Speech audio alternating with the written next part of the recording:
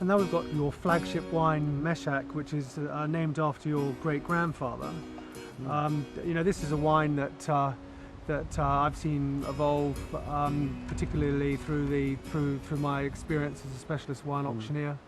You know, it very much belongs to a genre, part of the wave of which made the Barossa famous. This is a wine of a particular genre that really is a derivative of all of that work that Max Schubert did, Cyril Henschke did up at Henschke, Wolf-Blass. It's really an amalgam of experiences where this all comes into.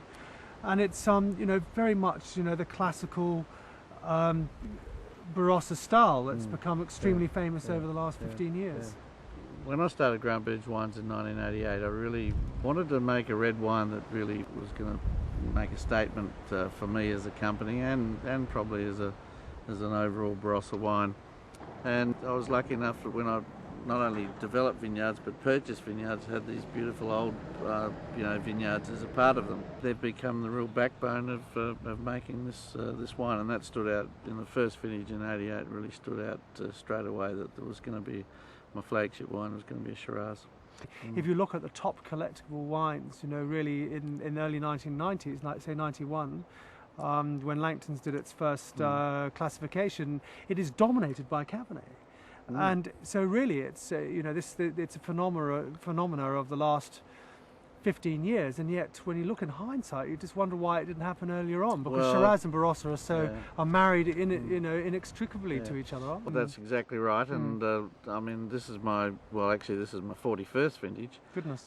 Which I can't believe myself, and it seems like yesterday that I started, but my first 20 years was all about Cabernet, and then of course this last 20 years here with the Grant Burge and the Barossa, Shiraz has become a lot more of a focus in our whole winemaking, and the combination of the old vines and all the winemaking experience, we've put that into Shiraz. So looking into this wine, I mean, you know, kind of smelling the wine, you know, it's got a very kind of classic dark chocolate, berry, plum. Yep, plums. Just even a slight of pan forte type of aroma.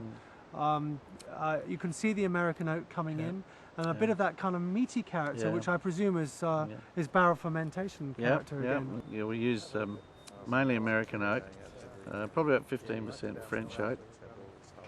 We use a fair bit of, it's about 70% new oak in this style. But that was mainly because we only keep this wine in barrel for about 20, maybe 22 months. But we wanted to keep the vibrancy of the fruit and the vibrancy of the colour in the wine. So this is a wine we keep for 3 years actually in bottle before we release it. So it is a 5-year-old wine when released. I always say that it should be drunk in its second decade when it's really, because the wines do change. They're incredibly big and lots of in-your-face flavours and characters as a younger wine, but as it ages, it really softens down. It becomes a little bit lighter in body. It gets a real leathery, earthy sort of character about it. It is a fruit-dominant wine, but it's got that kind of savoury underlying complexity. That sort of goes back to the era that I was brought up as a winemaker, where you know, the style and elegance was all about what the wines were about, and that yes, you wanted fruit, but it's a lot more savoury type of fruit, and you know, wines are going to really be attractive with food more so than just drinking them. And I think the great strength in my brand actually, and in wines like this, is my vineyards at the end of the day.